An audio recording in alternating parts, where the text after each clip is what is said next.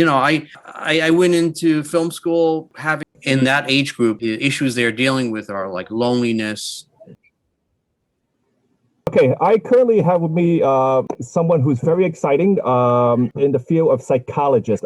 His name is David Wu, and he owns a practice called Madison Avenue TMS and Psychiatry.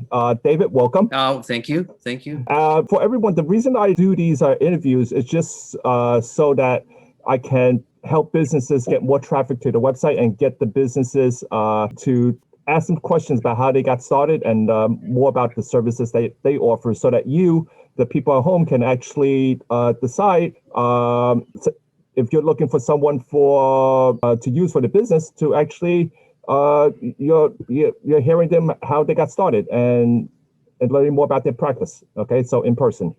Dave, pleasure. I actually known Dave since childhood, so we've been childhood friends for a very, very long time, but we haven't really connected for almost 20, 30 years, something like that, right? Yeah, probably more than that. Yeah, probably like 40 years. 40 years. I don't be putting out the age here. So tell me about what kind of services do you currently offer? Okay, so we offer typical psychiatric services like medication management, brief psychotherapy, but also transcranial magnetic stimulation, which is a relatively new treatment for depression. Okay, so can you go into like layman's term? Sure. So, medication management, I'm sure you have an idea what that is, right? So that's the evaluation of patients, giving them medications for conditions like depression, anxiety, bipolar disorder, schizophrenia. Okay. Brief psychotherapy is, talking to the patient and helping them get better. Okay. That way. So those are those are called modalities, two ways to treat mental illness. But then transcranial magnetic stimulation is a relatively new treatment. It came on the American scene back in 2008 when Neurostar got the approval for it, and then since then it's really risen in popularity and mainstream treatment. The main reason being now all major insurances cover it. Okay. So transcranial magnetic stimulation is a treatment in which magnetic pulses are applied to specific areas of the brain. Okay. These areas of the brain are thought to be responsible for controlling mood. Okay. So in a lot of studies that have been done, people with depression, with anxiety,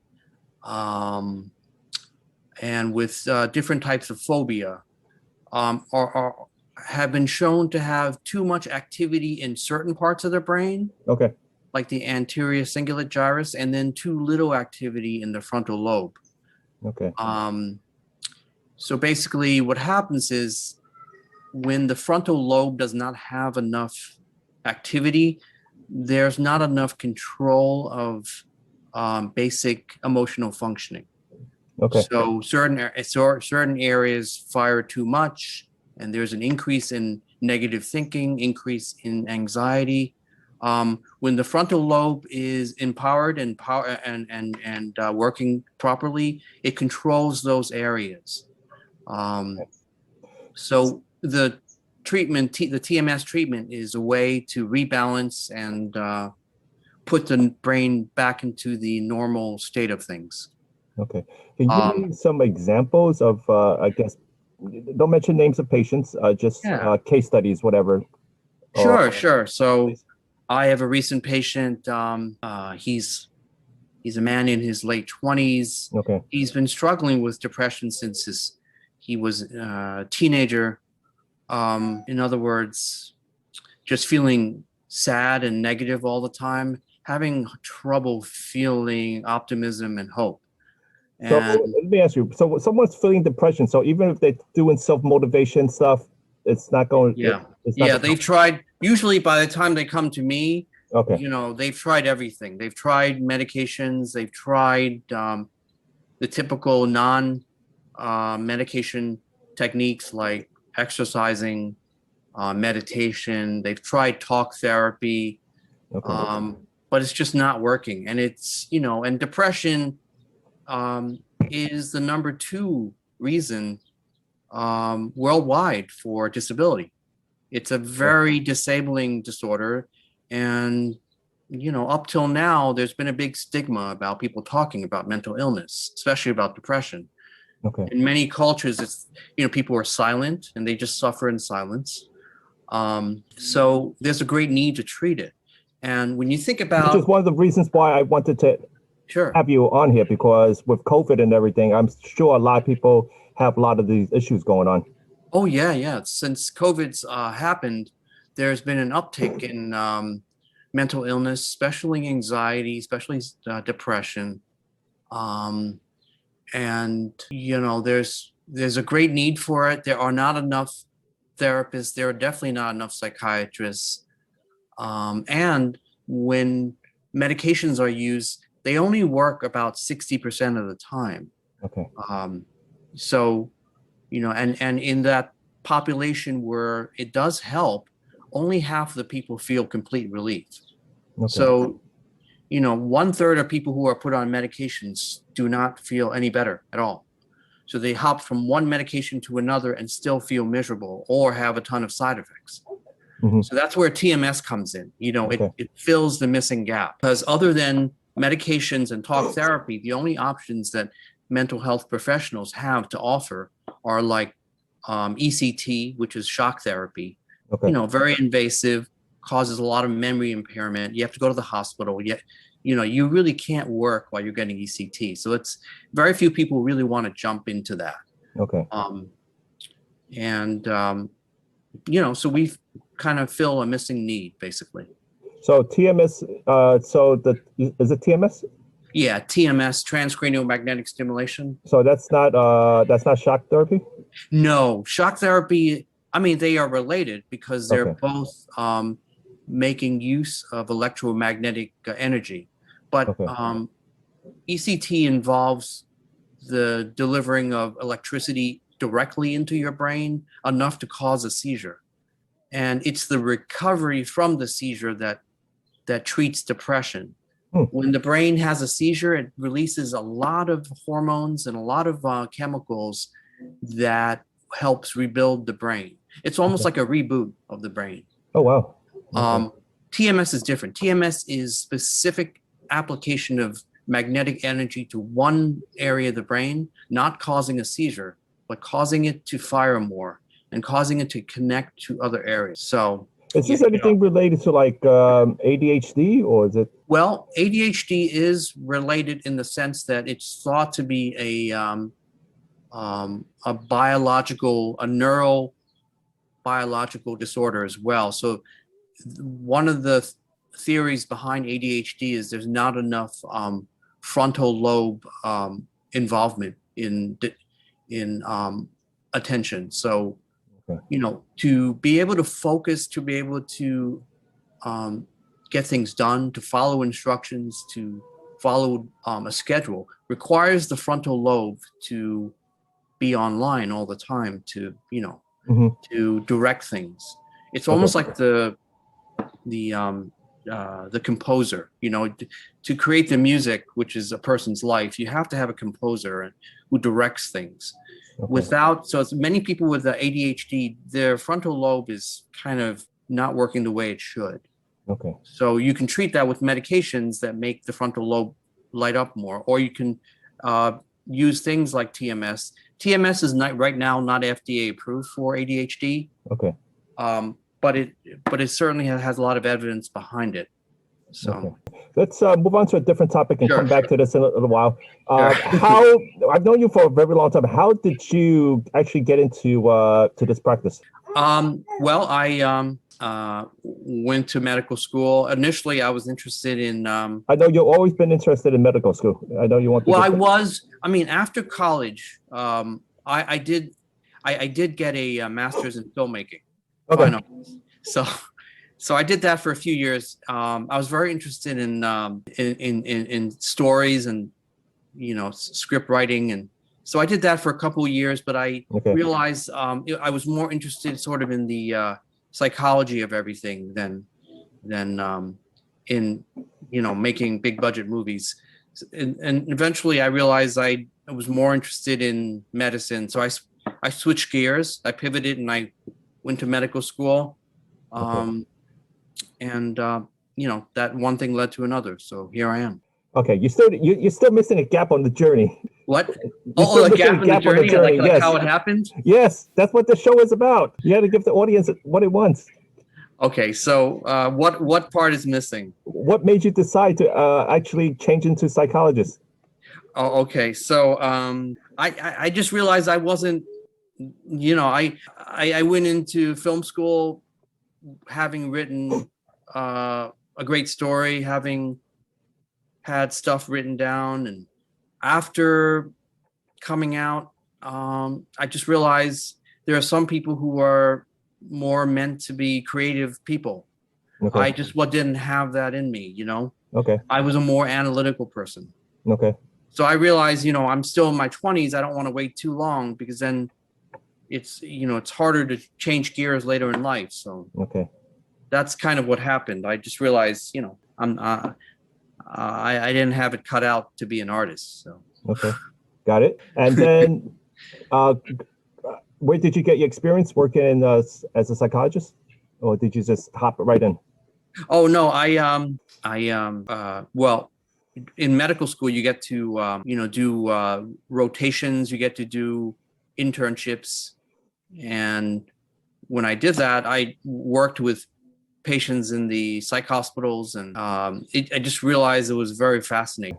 The brain was always the most interesting part of the human body for me, and I almost became a neurologist, but the thought was, that involved a lot of CAT scans and diagnosing people with headaches, and psychiatry seemed more interesting. And when did you start to get into your own business? I worked in the hospital as an attending until 2010. Okay. And then 2010, I moved into my own private practice.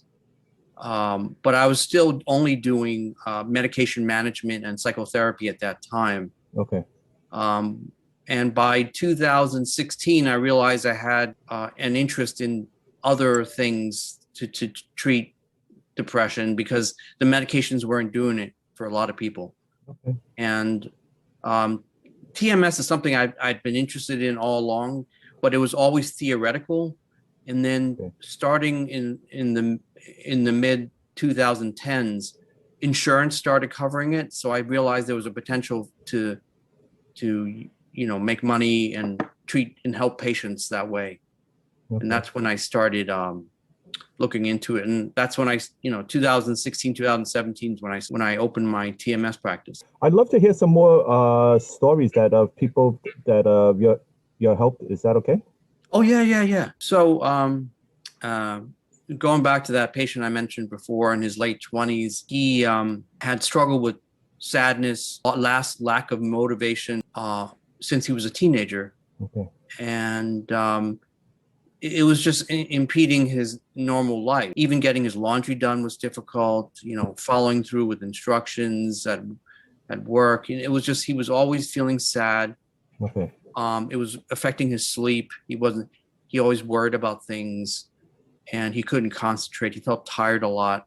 And it was just and he tried so many medications. Okay. So when we started him, the first few weeks he didn't feel much, and that's common with TMS.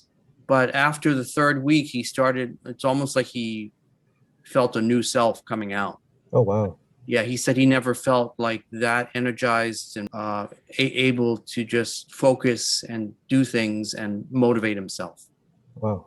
So, it felt great to make a difference in someone that age, because that can determine the trajectory of your life after that, if you're on a good path or not. And, yeah. So that's one example.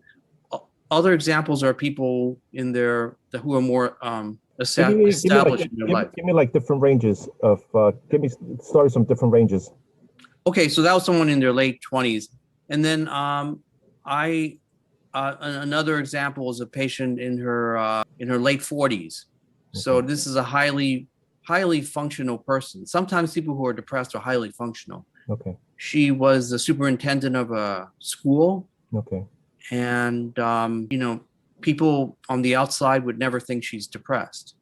But she said on weekends, she just laid around, and she always felt like it was so hard to get up in the morning. But because she grew up being a very responsible person, she's always pushed herself. So unlike the first case, she's always excelled and achieved, and no one knew that she suffered, but it was this painful, condition she's had. So it's always been painful, and she's had trouble enjoying anything. All she does is push herself because she feels responsible and push herself through work. Okay. And she was having trouble overeating at times because she was soothing herself, had trouble concentrating, and she was also tired a lot. So when she came to see me, she was kind of like at the end of the rope, her rope, because she had tried years of psychotherapy, many medications, and they didn't help. So we did TMS, and TMS is 6.5 weeks usually.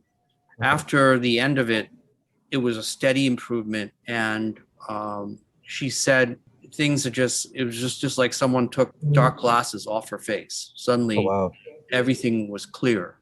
Okay. And I followed her up to 6 months, and 6 months later, she was still doing great. Oh wow. I recommended that she stay on her medication because the medication helped blunt some of the painful feelings. Okay. So she stayed on medication, but she continues to do well. Most of my patients, when they respond to TMS, they are still well a year later, and that is in line with the national data. When people do well on TMS, 12 months later, 63% of people are still doing well. Oh, wow. So, yeah. So it's not like medication in that sense. A lot of medications, if you respond to it, if you stop the medication, pretty much most people will feel bad again pretty soon. Maybe not right away, but,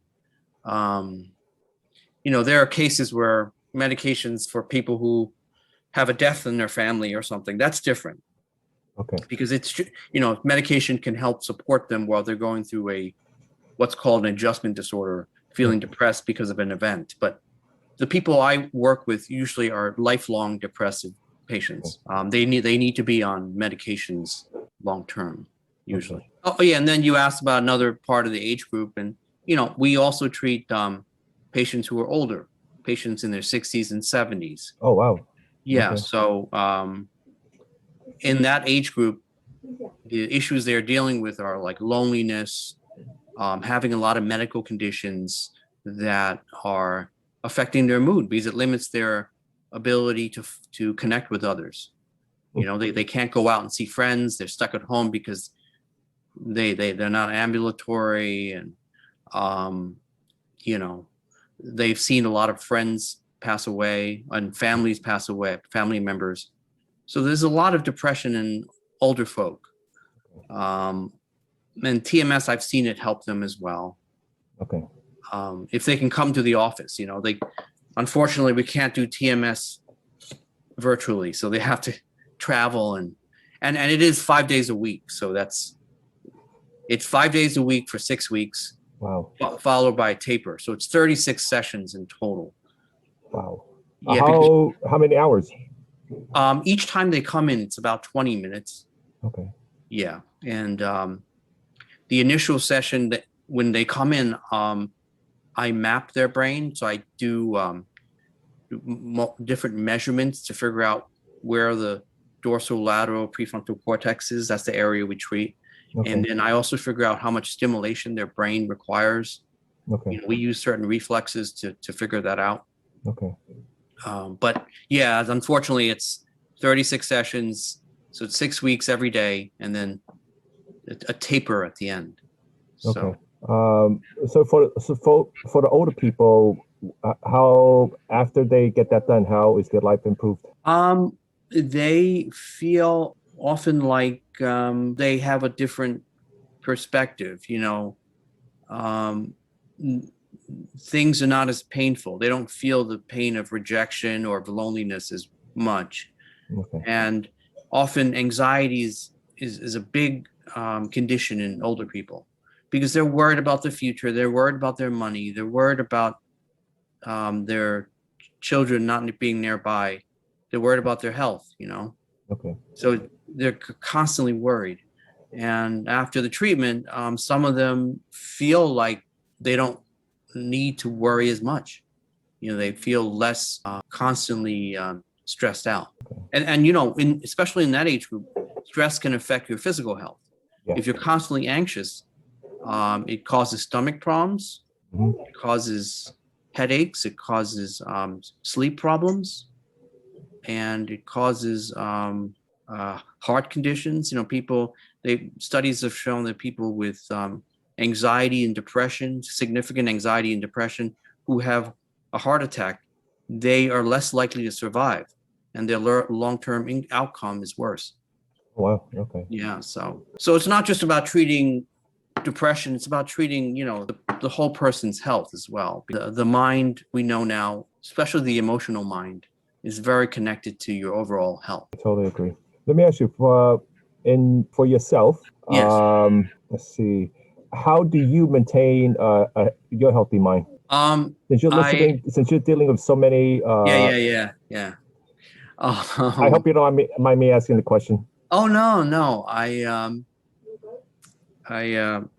It's the things I think other people say. I try to spend time with family, and I try to exercise and eat healthy. So you have like a routine that you do every day before you get to work. Yeah, I make sure I walk a long time to work. So walking is a part of my routine. Okay. I wish I had more time to do like running and other types of cardio, but time is kind of hard to come by these days. And I try to eat healthy. I mostly eat like a plant-based diet. Okay. And every day I try to allot time to myself. I don't want to just constantly be working.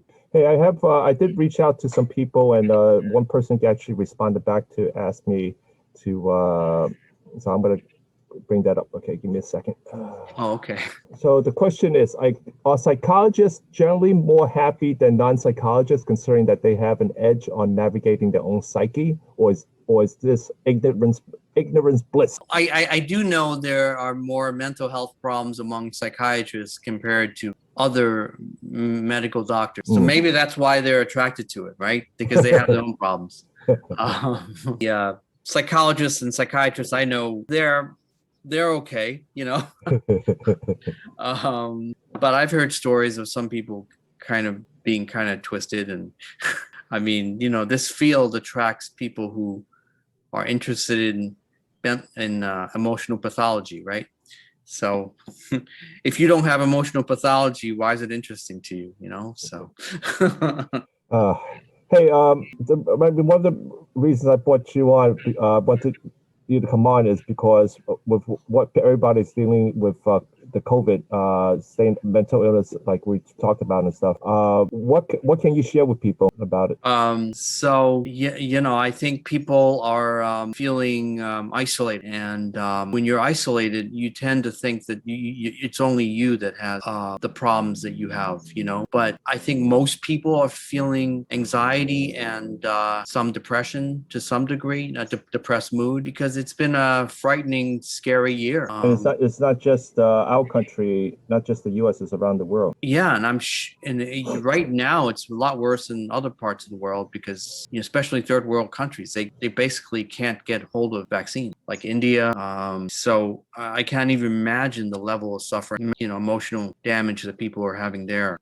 But even here, I think that the virus, the coronavirus, is going to be with us for a while. Yeah. I don't think next year we're going to get herd immunity and it'll all be be gone. I think it's going to be here for a few years. I think so too. Yeah. And I think people have to adjust to it, and they have to realize that, they need to take care of themselves, keep people close to them, make sure they don't become isolated. I feel like since COVID, it's like everybody's been like isolated, very isolated. They don't even want to, like, the amount of communication between people, connecting.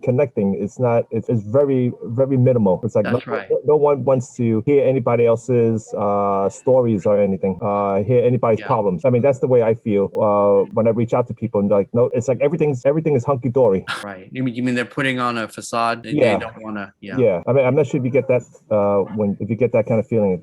That's the way I feel like when people, you ask them, like, how are you? It's like, I'm doing fine, doing terrific. It's yeah. And then you see all the suffering outside. It's like, it's a balance. Yeah.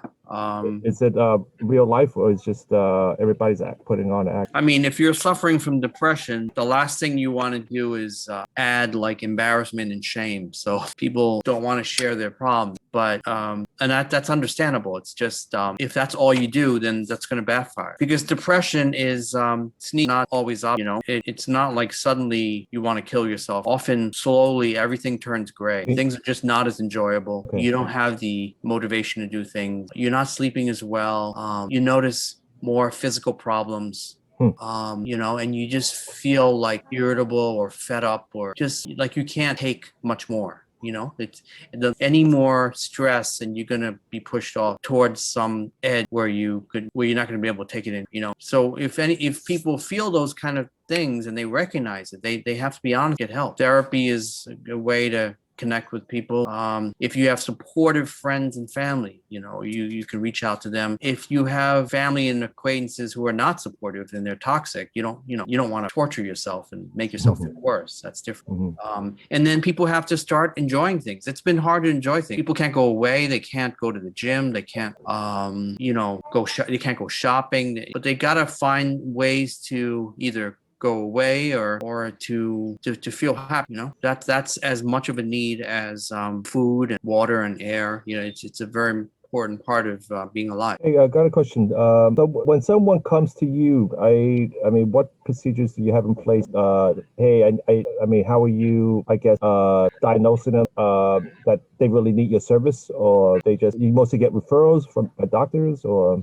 We get some referrals. We also get people through just people who find us online. Okay.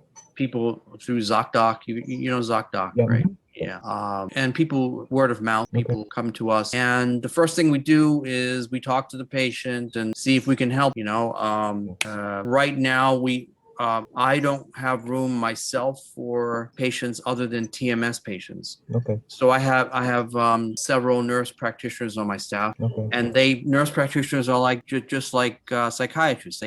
They have specialized training in psychiatric disorders, and they can prescribe medication. So, if it sounds like they are a good fit, someone who can be helped by monthly or bi-weekly, like every 2 weeks meeting with them, then we will offer the services. Sometimes patients need more than that. Some people need like a day program. If you have a heavy addiction problem, you're going to need to go into a rehab or a day program. Okay. Sometimes people are schizophrenic and they need more support. Okay. So we can't treat. You can't treat them, or you can't? Cannot treat them unless they have additional service. Okay, got it. So each person, we tailor it to them.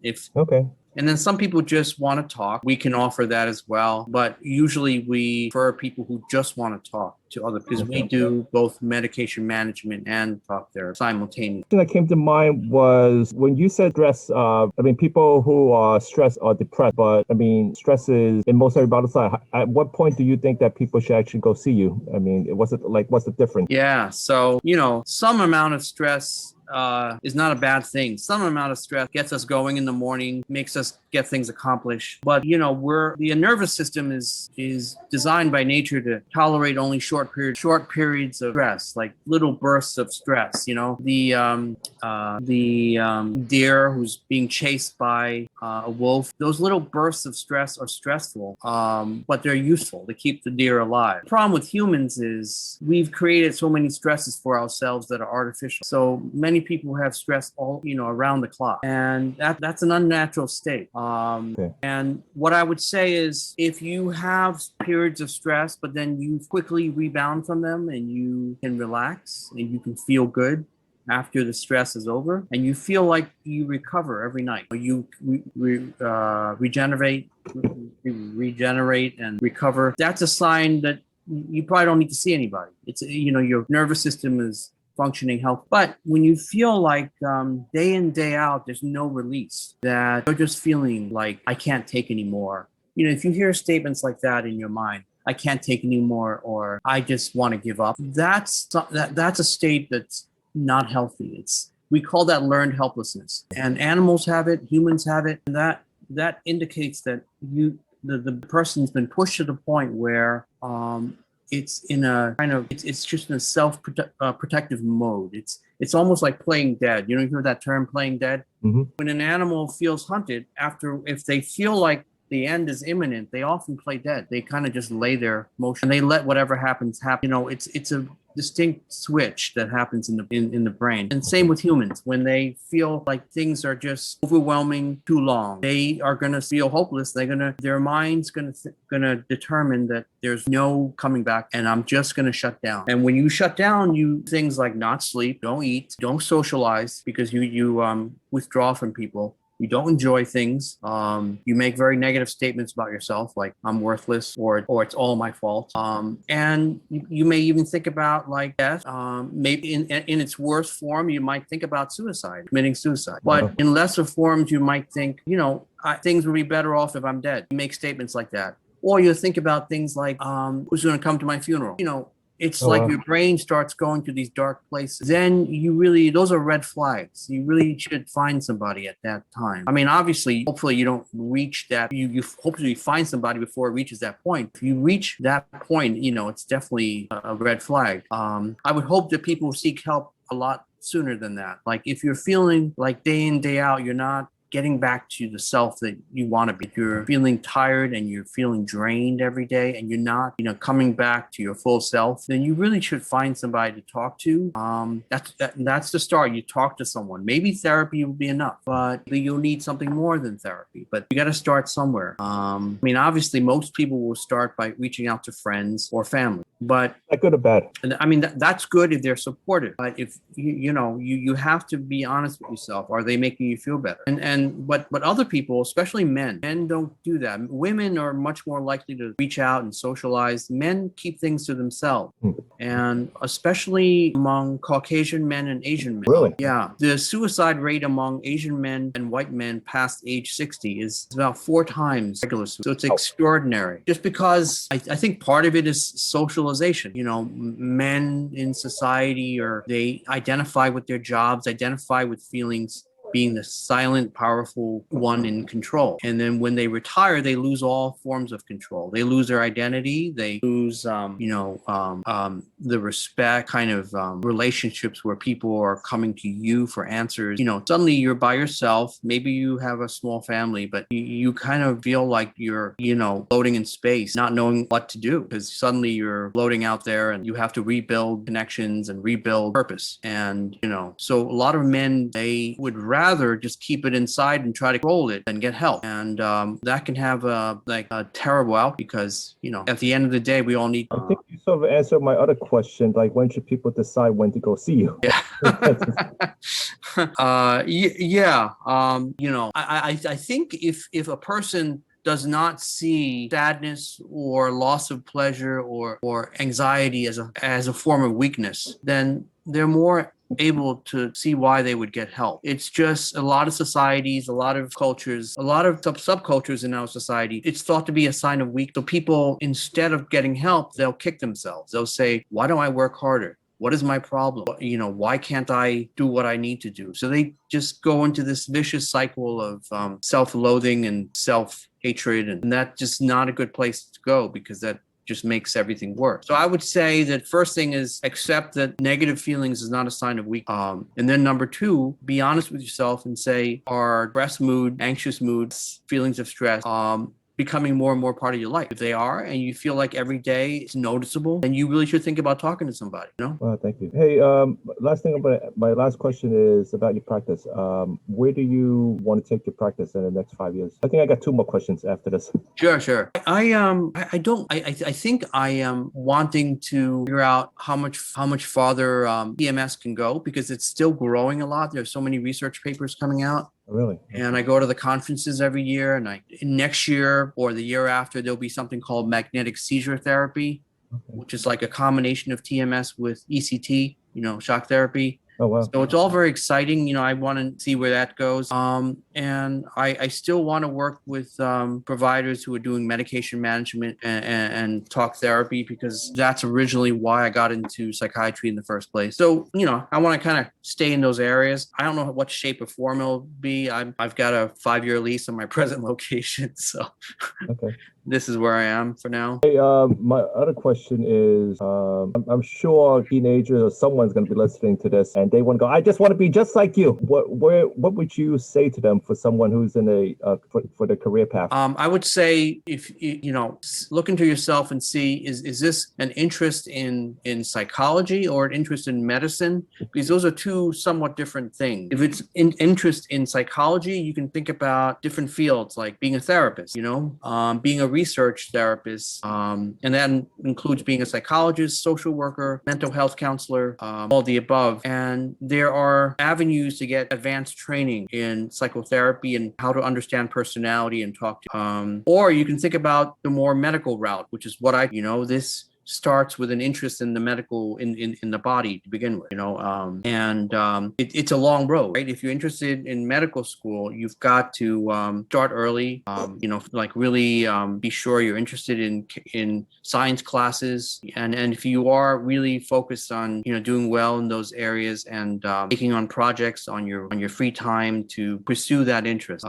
There are also ways to go into the practice of medicine without going to medical school. You can become a nurse practitioner. You can become a nurse, or there are positions where people become MTs, physician assistants. There are different capacities, but they're all based on being biology, science to begin with, and then pursuing it from there. So I would say, try to figure out if you're more interested in the talk therapy aspect, in the science medical aspect of what I do, and then that'll kind of clarify what your path is. There's a lot of people coming out of school, they don't know what the path is, or they see something and they're like, let me go for it, and then they change their mind down the road. Yeah, kind of like me when I went to film school. I think if you have some interest in something, you should really go for it and see it through. I mean, when I went to film school, I didn't know if it was for me. It took several years to really, push myself and challenge myself. And I learned there are people who are different from me, who really are meant to do this. I just wasn't that kind of creative person. But I wouldn't have known it because I had some creative works that I had done. So I thought maybe this is for me. But you don't know until you do it. So, you gotta, I heard that the average person changes career 5 times in their lifetime. So it's rare to have someone know from the beginning what they're going to do. So. Hey, my other two question is, can you talk about the challenges that from starting your business that you had?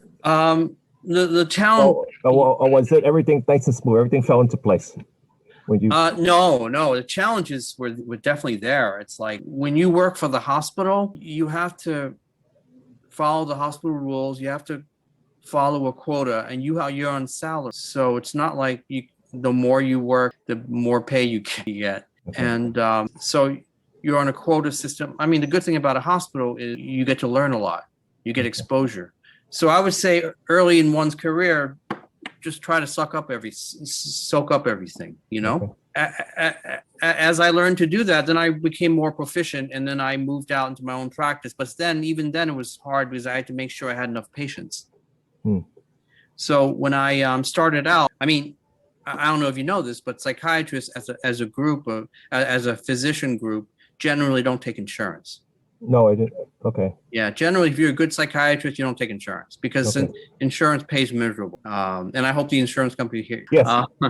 They pay miserable, and everyone knows it. So if you're any decent psychiatrist, you don't take insurance. You charge your own fees. But in the beginning, when I started on my own, I knew that I didn't want to spend time just waiting around for patients. I wanted to treat as many people as possible and get as many patients as possible for the experience and to build up my patient load. So at some point I could switch them over to private pay if I wanted.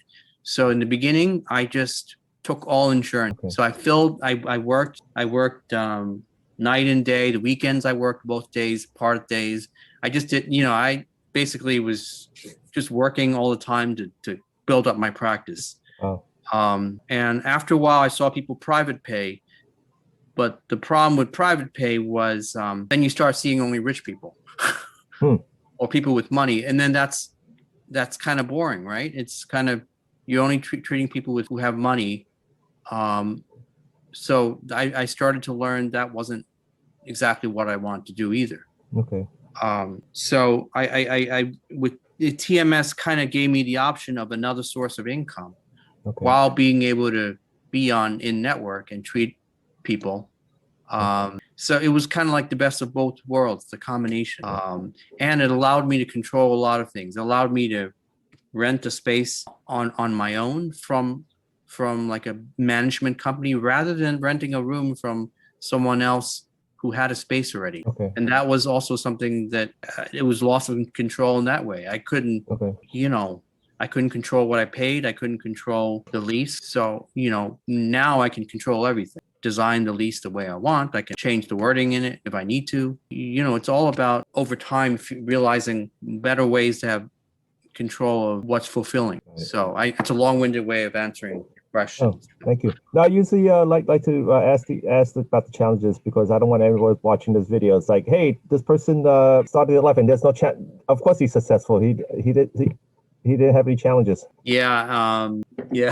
No, there were definitely challenges. And, one of the other challenges was because I was focused on my on my business, I didn't spend it as much socializing and, so it was kind of a hard time, but I did have a few close friends, but, that's not for everybody. I think for some people that would leave them feeling kind of bad. Mm-hmm. For me, it was like I kind of thought of it like paying the price. I'm not sure what to think about that now, but yeah, it's part of the reason I end up marrying later in life than other people, having children later. You have kids who are what, 11, 13? Yes. Mm-hmm. My kid is almost 3 and I have a newborn coming. Congratulations. Yeah. So, and we're the same age, so it took me longer to get to those things. So I'm not saying that's the road people should pursue. I'm just saying that's how I did it. And those are the challenges I perceived. Thank you for sharing that.